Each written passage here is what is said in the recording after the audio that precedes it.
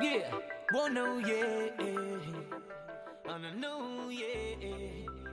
Hello, this is Ryan Riccitelli with asnews.net, and this is webcast podcast number 55. And today we are webcasting live with Paul Menta. And if for those of you who don't know who Paul Menta is, he is one of the original pioneers of our sport. He started one of the first kite schools in the U.S., Kite Surf the Earth, which today has evolved into the Kite House with locations in Key West and Miami, Florida, the Bahamas and Costa Rica, and soon the Turks and Caicos. As one of the first schools in North America, he helped contribute to the first instructional programs in the U.S., including the Whippica KISS program, the first formal teaching instruction program in the U.S., and PASA, which is largely tailored to certify instructors who want to teach in America. Paul is the master instructor for PASA and joins us today to talk about the evolution of teaching methods given the many improvements in board and kite technology. So that was quite a crazy intro that my producer wrote. So anyway, how you doing, Paul? Good, man. I'm doing pretty good. I just kind of listened to all that going, guess I've been a little bit busy anyway. Did I miss any key points? Not really, man. Just lots of mistakes and lots of interesting learning episodes in between. That would probably be, that would be it. Well, we wanted to have you on the show today. We've interviewed you in the past, and obviously you've gotten a lot of good response from the shows that you've done, and we kind of did the Who is Paul Menta interview, and in this show we wanted to focus more on PASA, and obviously we'll talk a little bit about what you're doing, but most importantly, you're one of the key people in PASA, and what is PASA, and why is the kiteboarding instructional program involved with an air sports certification organization? Well, basically, PASA stands for Professional Air Sports Association, and it's geared towards the United States. That's the main focal point of it, and it basically houses hang gliding, paragliding, skydiving, and kiteboarding as well. It mainly was based upon any of these things when they first form any kind of organization. You start needing insurance, you start needing regulation, you need a system and everything. So that's what they did with the hang gliding and stuff like that. So it was very easy to evolve what we were doing and our teaching systems and everything to incorporate with PASA, because a lot of the teaching principles that come from college, schooling, and everything else are very basic and fundamental all the way across the board. So then all we had to do is figure out how to incorporate kiteboarding and what the learning divisions were, what the psychological part of it was, what the physical part of it is, people's mental states. It's a lot more than just kind of taking somebody out and just trying to teach somebody how to, say, take somebody through a lesson. I mean, I could probably give anybody a sheet of paper with complete instructions, but there's a lot involved into it. I don't think people realize in teaching, there's a lot of things that go on. Well, and there's a lot of controversy between the different organizations, and this is a good time to bring up, what's the differences between PASA, KISS, IKO, and the KITES method, and even real kiteboarding training programs. Well, I mean, before and just let me say very quickly before, anything I say generally, or my comments on this and stuff like that, PASA is a non-for-profit, independent organization and everything. When I speak in these terms, I definitely speak for myself. And, I don't care, for me, personally, as long as somebody that's going to go out and teach people how to kiteboard takes some type of instructional course, I'm happy with that. It doesn't have to be just PASA and everything. IKO's out there. John Holtzell has a KISS program. Real has their things. As long as people are gathering some type of fundamentals and some type of system where they can do it professionally, safely, and kind of have an idea what they're doing. Because I'll tell you, there's a lot of people out there that really scare me that I see teaching or have somebody come to me that have different instances that happen that are just really bad, and I hate hearing that. As far as the organizations, you know what? The only thing that separates any organization in the world is money. We're non-for-profit, so it's basically, it supports itself. IKO is more for-profit, so they go a little bit out and do a little bit more different things and stuff like that. John, I've known John since day one. He does a great program. He kind of has blended things in with everybody's programs. He still does his own thing, but he still incorporates the other companies that are out there teaching instructional things, and kind of tries to help out, and does his thing. The only thing that bothers me is in all businesses, all these guys, there's too many egos involved, there's too many things going on, and, it's time, and I care less if they tell me to leave PASA tomorrow and everything. if all these guys that are having these instructional companies to teach these instructors don't start getting their shit together and actually form together and put out some standards in the sport for the large growth that's happened, there's going to be problems and everything. I mean, there's really going to, I already see it happening, but nobody wants to talk to each other. It's almost like the opposite end of where the kite companies were 3 or 4 years ago and stuff. And it really bothers me. I mean, I've tried to, I've joined KISS, and then me on a personal thing, I joined IKO, and then they wouldn't accept me as just an instructor because I'm so involved with PASA, and that kind of stuff. It just bothers me because I'd rather support everything, and I could care less if I'm with nothing, but it's nice to be able to have the tools that all these organizations offer. IKO offers some great tools. So does PASA, so does John. I can only imagine if you put all these people in one room and actually got some brainstorming going and then took feedback from all the other instructors that everybody has out there that they've certified, man, you'd really come up with some great standards and probably some things that we're overlooking. So there's my little rant and rave on that, but hey, it's the truth, man. And I mean, I just really feel very strongly about that. Well, and I think the points that you make are very valid. There is kind of a disconnection between the different organizations, and I've actually personally seen IKO. I've watched their instructor training.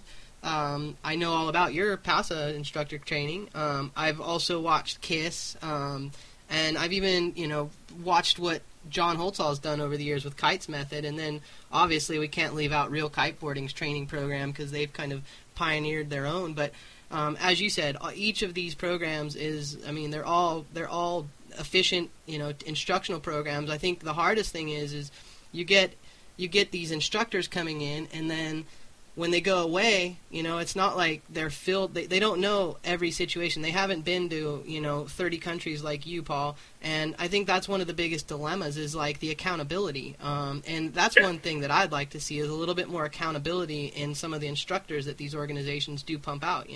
Yeah, and one thing too, just for a little quick history before everybody starts going, you're just saying different things about whatever. Real Kiteboarding, IKO, John Holtzall, Paul Menta. We all started out at the same time. The guys that run IKO, Eric and Frederick, we started out together with 2 separate manuals and went to Wippica and combined efforts. And, and everybody started out together. So I don't look as anybody is any better than anybody else. We all sat there and trial by error and figured out a lot of great things. So it's, it's out there. I see their program. Their program's a good program. John's thing with Method Kites, good program and everything. And every program, though, works specifically for different areas and stuff like that. And that's why the big thing is you need to be able to teach in Maui or you need to be able to teach in Scotland. It shouldn't really matter. And that's the hardest thing of making an instructor adapt to go on to different conditions because it can get really intense. Well, and with that said, you've taught all over the world, and it's obviously hard to teach, one of your instructors, everything they need to know in a 6-hour to 2-day course. I mean, it becomes information overload, and experience will always prove to be more of an efficient learning process than anything you can learn in a book. Yeah, and that's why it's a 4 to 5 day course, and then what happens is that's just the tip of the iceberg, and then they have to go out, train other people, and we have to monitor it and stuff. And I'll tell you what, I'd say there's a 50% dropout rate after that. Because a lot of people take the course and come in like, I don't really need this, and find out there's a lot they don't know, and then find out, wow, there's a lot to this teaching, and they say, you know what, forget about it. And then the other 50% go out and pursue it and everything and really have a good, lean hold. I mean, I get emails, every week, all the time from different instructors, so to just run into a situation and stuff like that. And I think that's what's important. But one main thing for PASA is we've always focused on the U.S. Home for us is the U.S. This is where I know, the other examiners, we all know the U.S. very well. I don't know the U.K. very well. I've kited over there. I don't teach over there full time. I know a ton of people, so I go to the BKSA, over there when I want to find out about teaching there. And it's nice, when you go different places. In the United States, that's why, the insurance companies are, writing insurance for us because we have a manual that's geared towards all the different states and everything, approving the different locations. Well, there's people in the lounge right now listening to this live, and we do field questions from our lounge on lostcherry.com. And actually, there is a question right now, and it says, what do you think's the best place to learn? Is flat, shallow water better than, like, taking them out to the deep blue, or just starting off on some beach? What do you? Me personally, Ryan, I mean, I've gotten away from teaching on the beach, but that's me. I go out. I have the opportunity at least to be able to go out in boats to shallow areas and teach people, or in some instances, if they're just riders, to take them out and do some deeper stuff. But all conditions are different in the United States. If that were the case, then everybody would just want to teach in one area, and that would be it. So definitely, yeah. I mean, perfect conditions. Would be great. Side shore conditions, a humongous beach, and have all this room and no obstacles and perfect wind. But that generally doesn't happen. So it's really up to the instructor to curve his or her lesson according to the conditions they have and what they actually are capable to teach at that point and everything. So, to answer your question, yeah, flat, shallow water is great to me. I got no obstacles around. I got plenty of room. I don't care about wind direction. If they're going to make mistakes, I want them to make these mistakes with me. I want to simulate problems or put them in a situation where maybe they get a little bit worked, or they get dragged, or something happens, so they can figure out how to get out of it. And we really emphasize that on the instructors, that after they're done taking courses with us and stuff, I want them to go out and almost teach themselves in their spot and see what it's really like and see how beginner-friendly or whatever. And usually there's a lot of changes that have to be made. Well, and you bring up some really good points.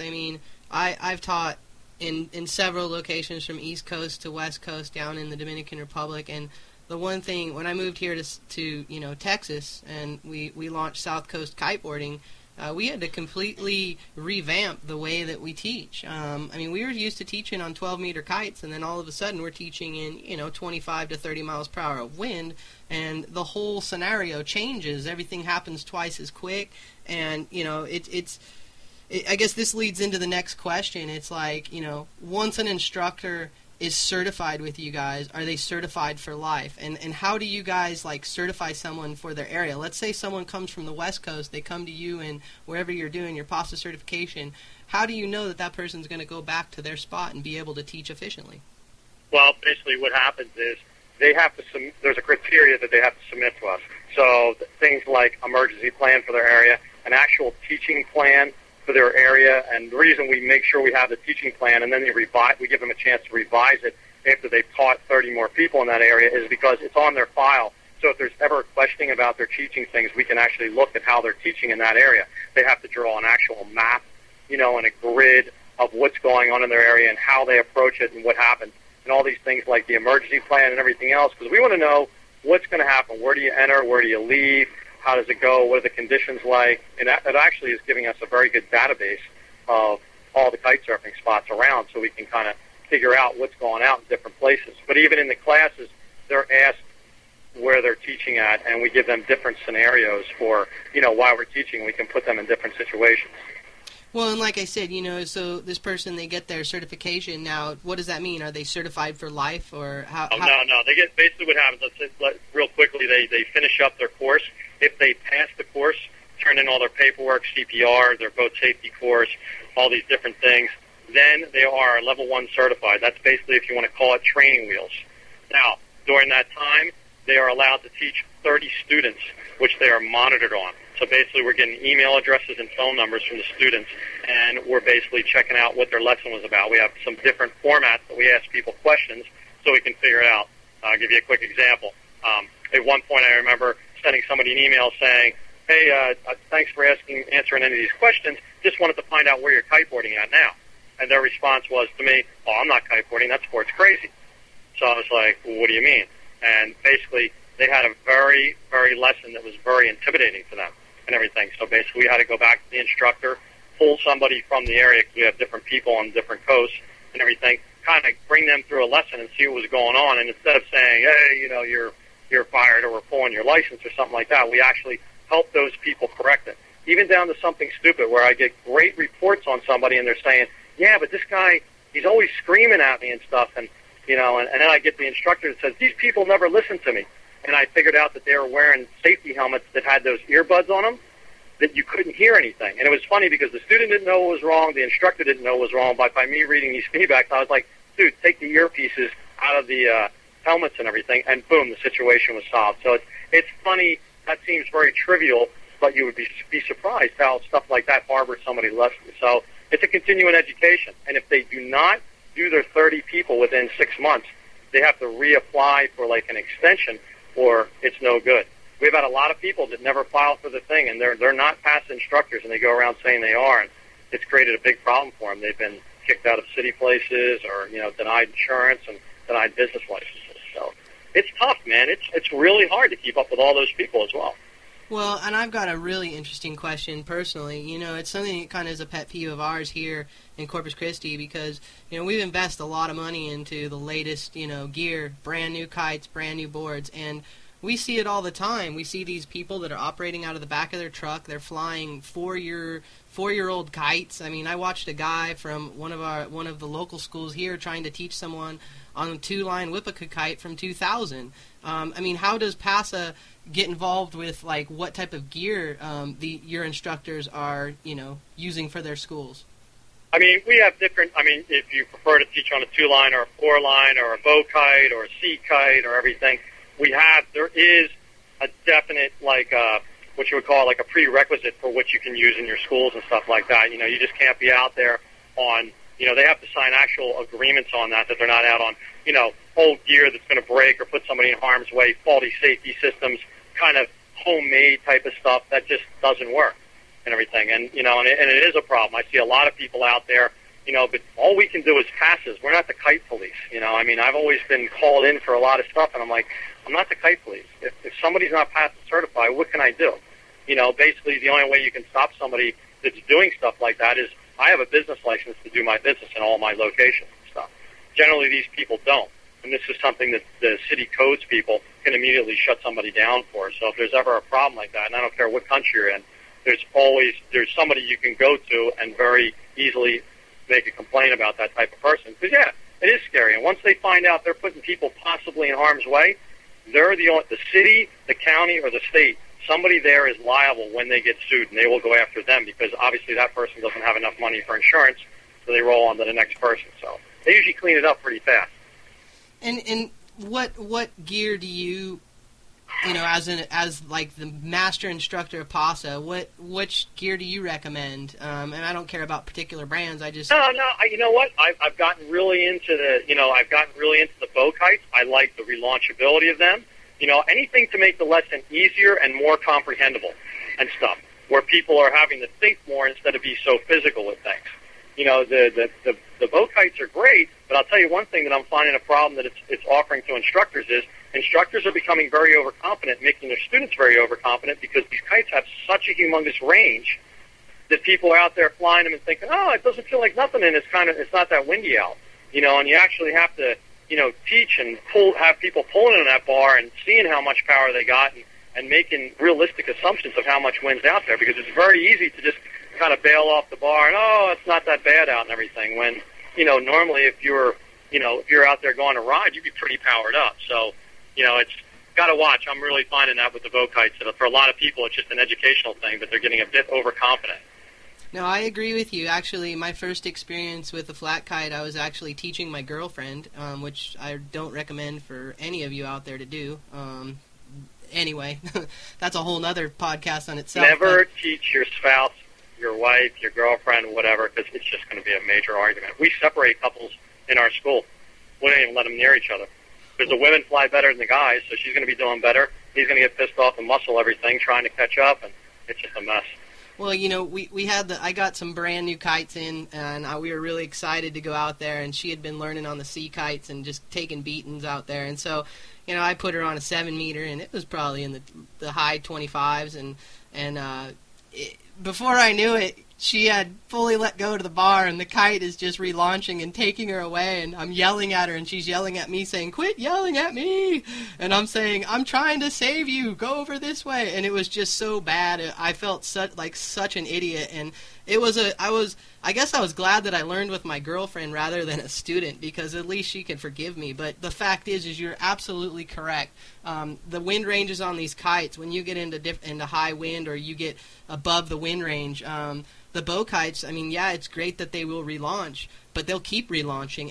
And when you get into an overpowered situation, even if you have the thing depowered, it's still going to keep relaunching, and your student's going to be attached to it. Well, yeah, it shouldn't be doing that. I mean, the bow kites, I mean, any of these kind of kites, I generally, when I stop kiting, and we show our students, I'll actually put my chicken loop on my boat, and the kite will just sit out at the edge of the window. It'll still have slight tension, but it shouldn't be flying in the air. Well, if it is, then it's really choked up way too much, because that's how we stop our kites. We actually have anchors in the water, and people just clip on with a carabiner to the anchor, and the kite just lays there.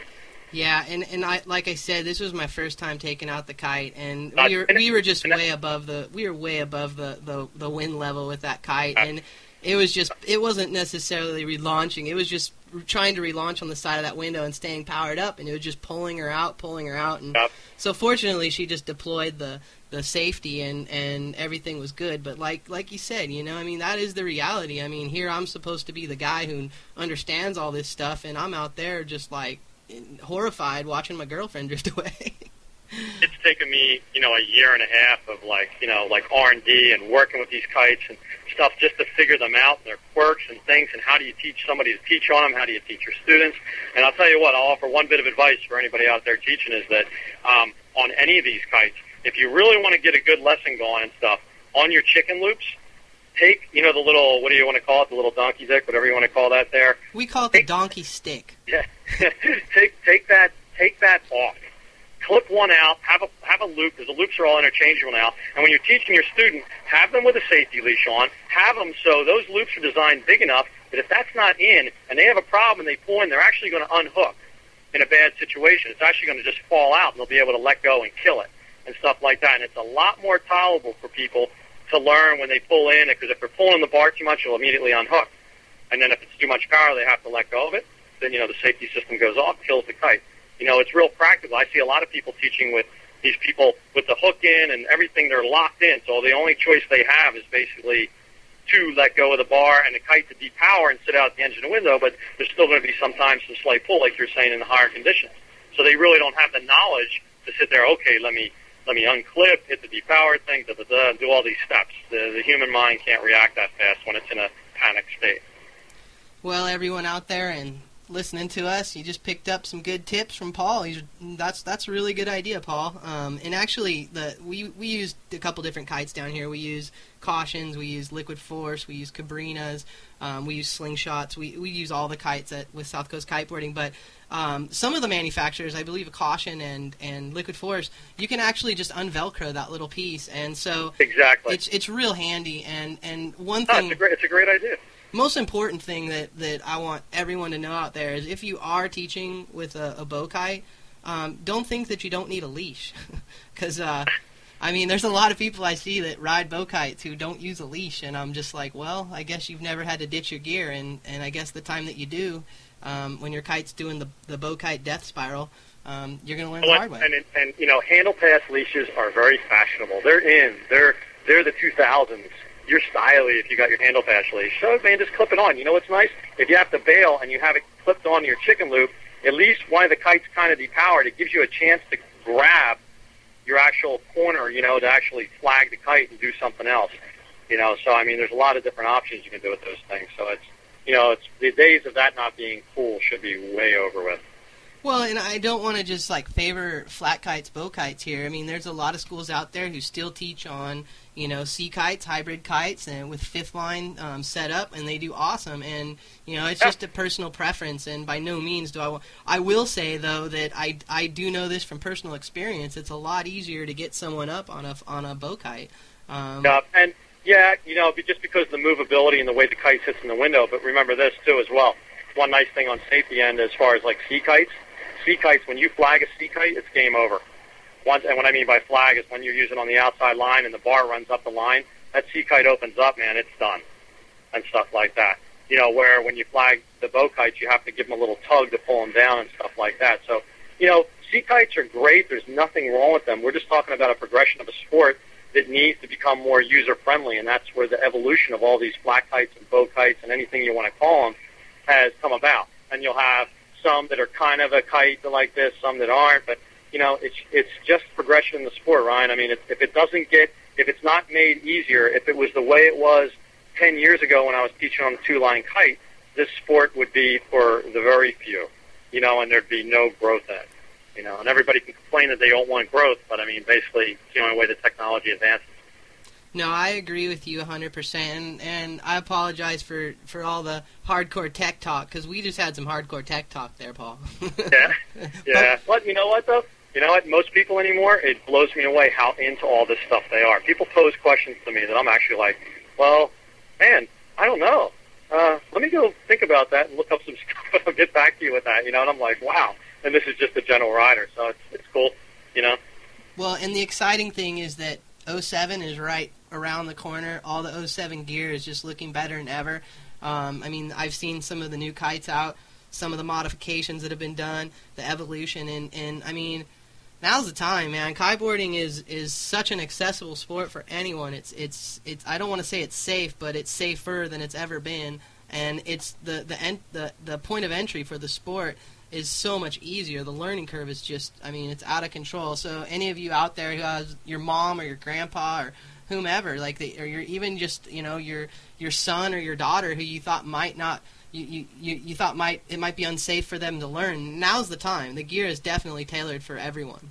It is, Ryan, and stuff like that, but one thing I'll definitely go back on, I feel it's always been somewhat safe. It's definitely safer now, but it comes down to, every time and time again, the person who's flying that kite poses the biggest risk to themselves. Because if they aren't educated, if they do not know how to use their safety system, if they do not know how to handle a situation or to say when it's time to bail or how to make a reaction, then all the safety systems in the world and everything else really isn't going to work. And it's a damn shame because there's been so many problems with all that stuff throughout the years. But, people think, I like that people wear helmets. I like that people use different things. But you could put all the gear on you want in the world. This is a powerful machine, and in the wrong hands, somebody that doesn't have the knowledge, you're going to get hurt. And that's why, who cares about, great, business is business, and we all need to make money. But, man, people that don't learn from instructors and think they're just going to pick it up and everything, I've really watched some really disappointing things happen. And it's, and it's just the point of, your mind is the biggest thing that's going to get you in trouble, and people think that they can handle certain situations where, man, it just kills me when I talk to people and go, hey, how's that kite, man? I just got done testing one of those. Really cool. How do you like that safety system? And they're like, well, I never used it yet. And I'm like, you're kidding me. I'm like, what if it doesn't work? What if it was a Friday afternoon in China or a Monday morning and somebody was tired and that thing doesn't work? I'm like, Jesus, try it, man. See if it works. Well, and I will say that, like, the only reason why I usually get hurt is because of myself, because I do something stupid out there. But or a camera. Yeah, well, that's true. Everybody always asks me, what's the most dangerous thing in kiteboarding? And I'm like, photographers. Or having your girlfriend on the beach, because I always try to look cool, and then I come in broken, and I'm just, like, hanging my head. Yeah, well, generally I'm trying to see who's looking at her and getting pissed off, and I end up crashing into somebody else. So everybody's their own different idiot. Well, here's a question. How has the PASA teaching program evolved over the years, and how has the organization grown internally and externally, meaning like with staff and instructors? You know what? There's been a core group of people, Christopher Nygaard, John Harris, who's the president of PASA, and stuff like that. It stayed the same people. People have come in and out of the organization like any organization does. And, man, we've just rewritten the manuals, and you're always having to update things, and you have to stay so abreast of everything, and then the insurance companies are on you as well. It's a constant evolution trying to kind of keep up with the Joneses, I guess, and make sure, because, the insurance companies are pretty fickle about what they want you to describe and write, make sure that people understand about teaching this sport and everything. So it's definitely been, I'll tell you, Ron, it's been a hard road, man. I've taken praise, but I've taken so much criticism, and it's just, it's a horrible place to put yourself in sometimes, and I've never known it all. I've only done things by trial and error and really tried to figure out stuff for myself, and it's hard, man. It's hard, because there's a lot of people out there that know a lot, and there's a lot of people out there that know nothing at all, and it's very different to distinguish between the both. I think sometimes it's tough, man. It's really hard, and with a nonprofit organization like that, it's not like we're being paid, all this big money or anything. I'll tell you what. I mean, the whole time I've been involved with PASA, I mean, we get compensated for when we teach instructor courses, but after expenses and your time put out, I can tell you it's not much. And I was going everywhere with them, with the kid, but it was more for a growth effort for the sport. And not that I'm some superhero and, oh, look at me, I helped the sport grow. I really wanted to see where it was going to go for myself. I didn't know what was going to happen with it. And I got to learn, I mean, for me, I got to learn so much that it's invaluable to me now. So it's definitely, it's interesting, man. Well, and the one for thing the other companies have gone, I mean, I've heard from Trip at Reel and, and John, with the method kites and stuff, and everybody's going through the same stuff, man. It's hard. It's a very critical sport, man. Everybody's so tough on it. Well, the one thing that I see is, like, there's people who have dedicated their whole, career in kiteboarding to this, and Christopher Nygaard and Claudia, I mean, they're a perfect example. They've been on the road for I don't know how many years, just going around doing girls' clinics, teaching people how to kite, teaching instructors how to kite. And reality is, it's a very thankless job. I mean, I know that Claudia and Christopher, I mean, they're great people. And I mean, I remember they used to travel around with their trailer from kiteboarding city to kiteboarding city, and people would look at them like, "Oh, you guys are living the dream life." But in reality, that's it's not, man. I can tell you from experience, and those two people took very good care of me on the road, man, for a long time. I'll tell you what, they're about two of my favorite people in kiteboarding. They are, I'll tell you, they've been through a tough haul themselves, and they've been very good, and I mean, they both have just a wealth of knowledge and stuff. And they've taken their knocks too, but they've kind of blown it off. I mean, they're pretty well-balanced people and stuff, and I mean, with the snow kiting, we put so much time into that. All the time I put into it, I'd say they put in like 100 times more. So they really, help that progress as well. Well, here's a question that's coming out of the lounge. It says, so many newbies do not have weather knowledge, which I hate that word, newbies. New kiteboarders. Newbies is something that is like on AOL or something like that. Yeah. So many new kiteboarders do not have weather knowledge, which is crucial to our sport. How big of a part is weather in the PASA training program? That's a good question. Yeah, basically now I've teamed up with different people from NOAA, the National Weather Forecasting for the United States. And now we actually take a class down in Key West with the actual chief of meteorology, and we go through pretty much everything. And he's starting to gear it now only around kiteboarding and wind and weather forecasting and ways that you can teach people very easily how to read and how to somewhat predict. Weather is never predictable. It's the most unpredictable thing that will ever be in the world. Trust me with the hurricanes.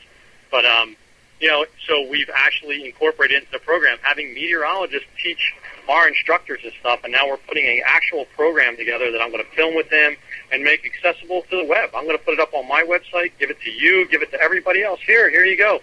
No advertising, no nothing. It's just, these meteorologists are trained for a living that can show you the difference between how your whole season is going to be affected by a El Nino than a La Nina. I mean, he just gave me some graphs in the last few weeks that have blown me away, that I can actually look and go, okay, if we're into this type of system, this is what kind of season I'm going to have for wind. And I mean, man, that's worth some money, to me, because I can actually help forecast and, give my clients a good time by telling them, and looking better when I know when the wind's going to be around.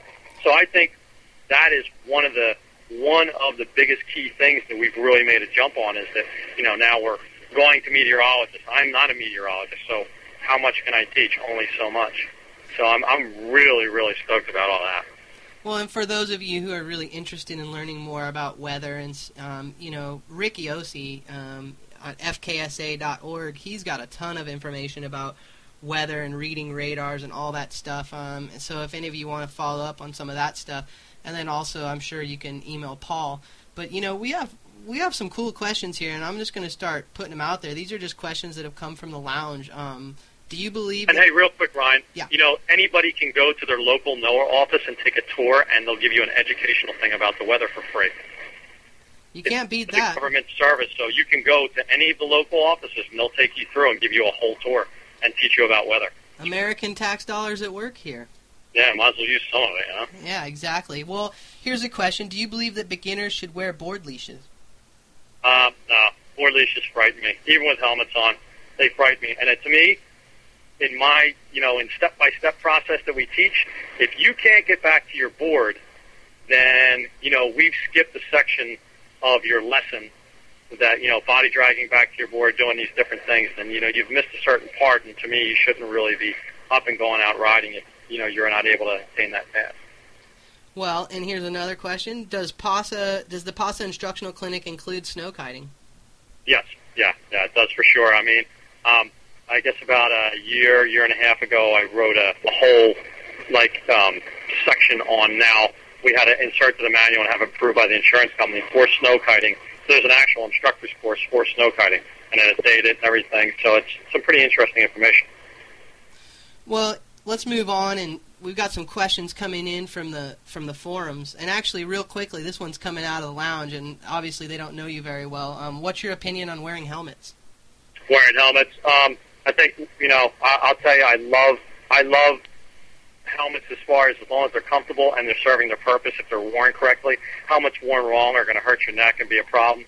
I can tell you that if I'm out on the flats, certain areas that I go to, that there's no obstacles around, I don't wear a helmet.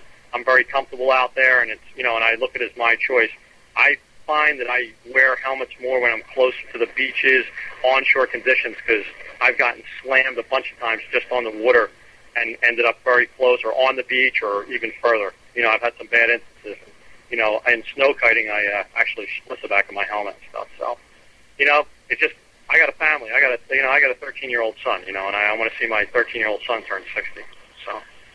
Well, we've lit up the lounge tonight. Like, I have never seen so much action in this lounge. I'm seeing actual paragraphs being typed. They're actually debating on PASA's reach, and there's someone in the lounge talking about that PASA isn't really geared for the international instructor who wants that international insurance. Well, first of all, it's not geared. It's helping you teach in any condition that is different than the condition you teach in, which means I don't care if you're going to Europe, I don't care if you're going to South America, Spain, or you're in the United States. To me, a good instructor, once given proper instruction and proper guidance, should be able to go in a spot, surmise the spot, and say, you know what, I can't teach here. Or yes, I can teach here, and here's how I have to go about it, and have a method to create their learning program. So yeah, international, whatever. I mean, definitely we focus with our instructors in the U.S. and stuff, and then when they're going to go somewhere else, we're able to give them the feedback of the condition they're going to teach in. But remember, it doesn't matter. The whole world is just full of conditions, and you have to be able to teach for, sandy bottom, deep bottom, rocky bottom, obstacles, side shore, onshore. They're the variables that I'm concerned about. International, to me, it's a big world. Well, here is a question that comes off of ikitesurf.com from Kite Pilot 5. What is the preferred method of self-launching and landing bow kites? Self-landing, self-launching and landing, and here's what they bullet point out. Sandbag on the wingtip, sand on the leading edge with the kite face down on the beach, ghost launch, not sure what that is, and some other method. What's your technique for self-launching and self-landing your bow kites? I mean, definitely, anybody that's going to self-launch and self-land, first of all, to me, if a student does not have a good 30 hours of ride time in, at least 30 hours of ride time in, they shouldn't be self-launching or self-landing. I mean, I just want to clear that up right now. Self-launching and self-landing is an advanced technique. It's great to have somebody around. If not, as far as with the bow kites and stuff like that, I have tried to launch those kites every way you can possibly imagine. I put sand on the trailing edge, had it facing straight downwind, and launch it like a ram air, just to rule out that they do not launch good like that. Basically, what I've done, what I found out in my personal preferences, and in the instructor's courses, we actually have about 4 or 5 different ways we show, is the easiest way I found on the beach is to actually turn the kite to the side, facing the kite into the wind, and about the second strut in, closest to you, on the inside of the kite, to put some sand right behind the trailing edge. Not in front of the kite, not on the trailing edge, behind the trailing edge, about the second strut in, to make like a barrier or a block.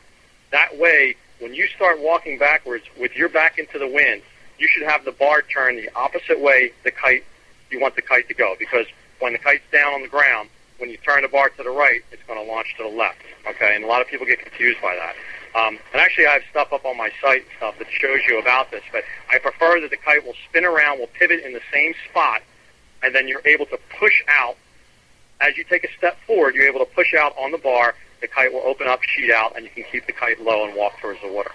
I've also, in different conditions, I've taken it and filled my bag up with sand and clipped my chicken loop to it and self-launched myself by holding the kite so it sits in the watery launch position, then gone back and got my bar. It's really going to depend on the conditions you're in.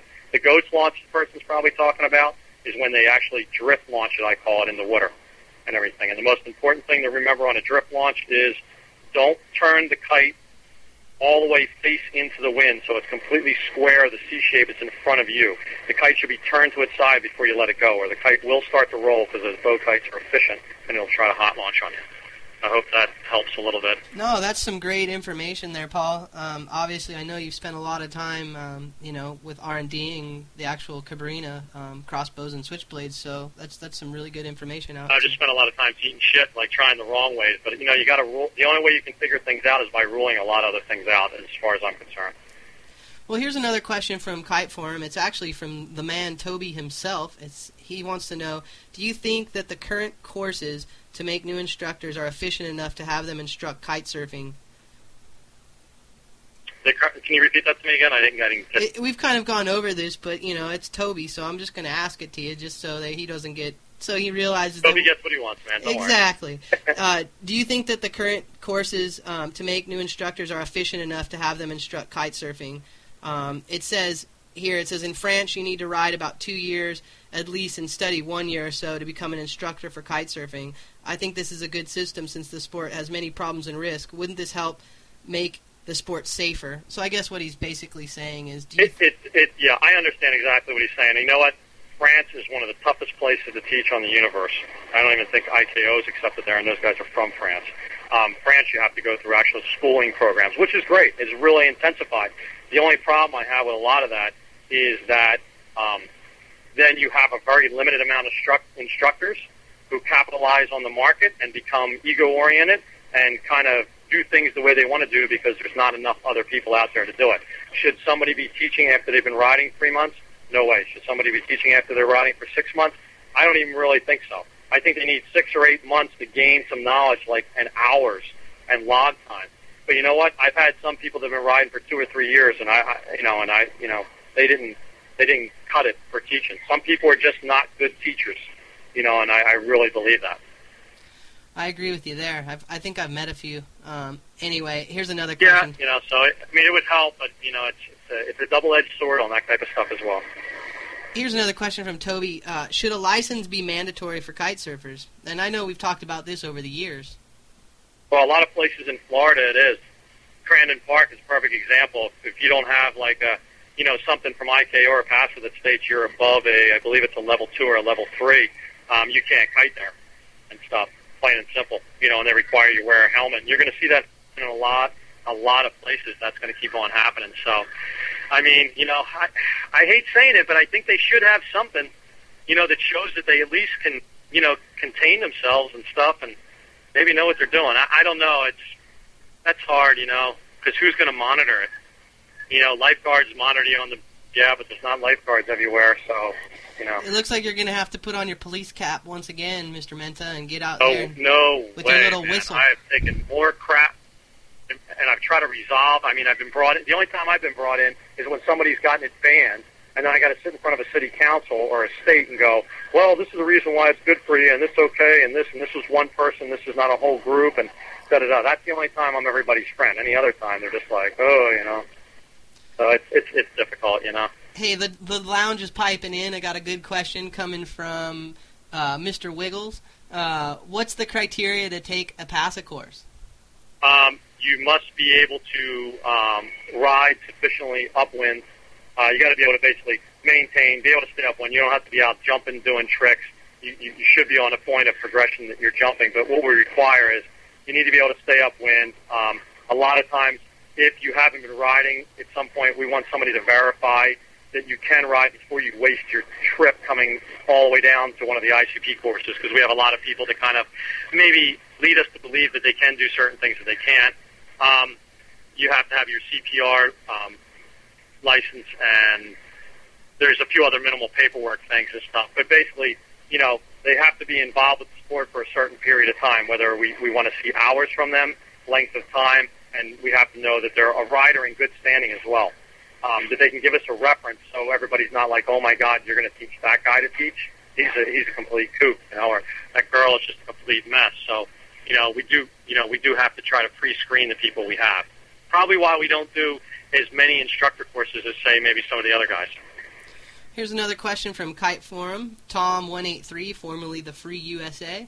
What sort of audits does PASA perform to ensure existing instructors are teaching properly?